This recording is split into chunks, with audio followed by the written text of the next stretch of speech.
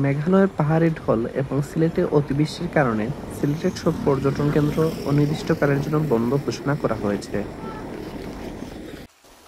বন্যা পরিস্থিতি অবনতি হওয়ায় তাই কেউ যদি সিলেট ঘুরতে আসতে চান তাকে অবশ্যই নিরুৎসাহিত করুন এবং এ সম্পর্কে অবগত করুন।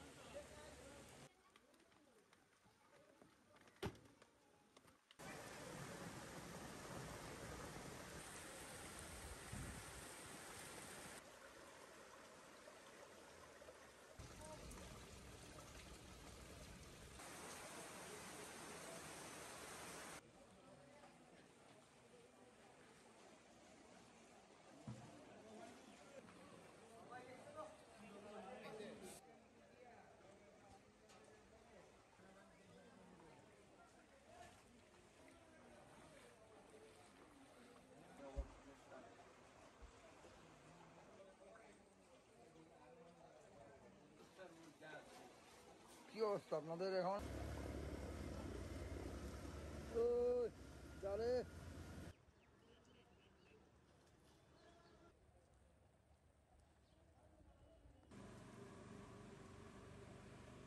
আমরা ডুবে মরিতেছি এখন সরাই বনানি আডোয়ানি আছে ঘরের ভিতরে এখন ডুবতে সরাইতেছি মাটি।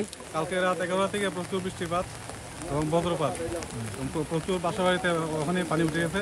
পানি যে হারে বাড়তেছে, মানে রাত 11টার সময় কোনো পানি আসছিল না। পানিটা এই শেষ রাইতে পানিটা বাড়ি গেছে, প্রায় আডুর সমান পানি রাস্তা। পানির মধ্যে আছি, সমর পানি। আমরা অবস্থা খুবই খারাপ, সুনামগঞ্জের অবস্থা।